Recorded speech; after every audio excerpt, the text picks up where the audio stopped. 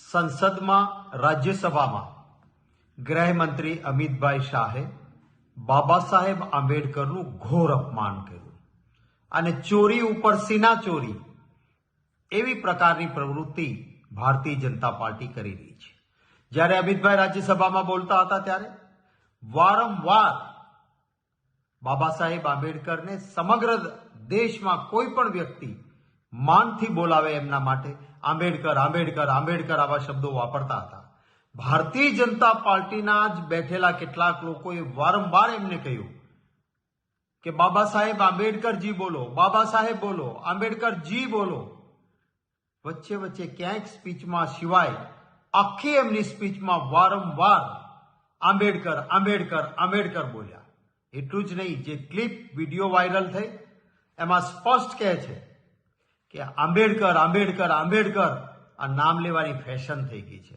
આંબેડકરનું નામ લેવાના બદલે ભગવાનનું નામ લ્યો તો 7 જન્મ સુધી સ્વર્ગમાં જશો. એટલે કે બાબા સાહેબ આંબેડકરનું નામ ના લ્યો, આ પ્રકારની ટિપ્પણી કરી.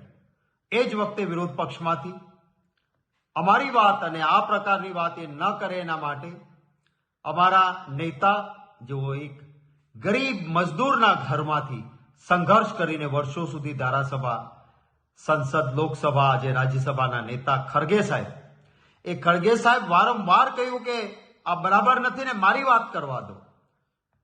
એમને બોલવાની તક પણ ન મળી. ત્યારે ન છૂટકે કોંગ્રેસ પાર્ટીએ બાબા સાહેબના હળહળતા થયેલા અપમાનની સામે અવાજ ઉઠાવવો પડ્યો.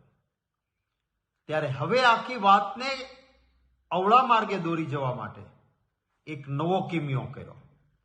આજ સુધીનો સંસદનો ઇતિહાસ જોઈ લ્યો, ક્યારેય સત્તાધારી પાર્ટી એ આંદોલન નથી કરતી. સત્તાધારી પક્ષ એને સંયમ રાખવાનો હોય અને સત્તા ચલાવવાની હોય, ધાર્યું તે એમનું થાય. પણ વિરોધ પક્ષને પોતાની વાત મનાવવાની હોય તો આંદોલન, અવાજ ઉઠાવવાનો, ધરણા, પ્રદર્શન આ વિરોધ પક્ષનું કામ હોય છે. કોંગ્રેસ સત્તામાં હતી ત્યારે 2G સ્કેમથી લઈને અનેક જુદા જુદા મુદ્દાઓ ઉઠાવીને ભાજપ સંસદની બહાર અને સંસદની અંદર ધમાલ, પ્રદર્શન, દેખાવો કરતું હતું. અને ત્યારે ભારતીય જનતા પાર્ટીના દેખાવો સામે કોંગ્રેસ પાર્ટીએ ક્યારેય સંસદમાં સામા દેખાવો કર્યા હોય, એમને રોક્યા હોય, સંઘર્ષ કર્યો હોય, એવું ક્યારેય નથી બન્યું. આજે સંસદમાં માત્ર બાબા સાહેબનું અપમાન કર્યા પછી જુદી દિશામાં આખી વાતને લઈ જવા માટે કોંગ્રેસનું પ્રદર્શન ચાલતું હતું, ત્યાં સામે ભારતીય જનતા પાર્ટીઓએ ગુંડાગીરી શરૂ કરી. સંસદમાં પ્રવેશ થતા અટકાવ્યા, ધક્કમ ધુક્કી કરી, ખરગે સાહેબને ધક્કા માર્યા, અમારા મહિલા સાંસદોને ધક્કે ચડાવ્યા. અને રાહુલ ગાંધીજી જ્યારે પ્રવેશ કરતા હતા ત્યારે એક નવું નાટક ઊભું કર્યું. જે સંસદ સભ્ય પડી ગયા અને વાગ્યું એવું કહે છે, ક્યાંય એ રાહુલજીની બાજુમાં નહોતા. એક નવટંકી કરી. રાહુલજીને ખબર પડી કોઈ પડ્યું છે તો સામેથી ખબર પૂછવા ગયા કે શું થયું, વોટ હેપન.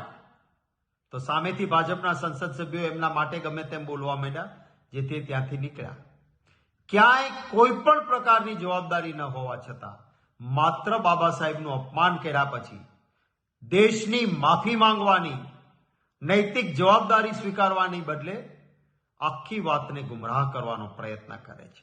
અને આ ભાજપના જે સભ્ય નવટંકી કરે છે, આ એ જ સભ્ય છે જેમણે એક જીપમાં સમગ્ર પરિવારને સળગાવી નાખ્યો અને 302ની ફરિયાદ જેના સામે દાખલ થઈ હતી, એ આ સંસદ સભ્ય છે જે ખોટી નવટંકી કરે છે. શું ખડગે સાહેબ આટલી મોટી ઉંમરના નેતા, એમને હડસેલા માર્યા એનો કંઈ વાંધો નહીં.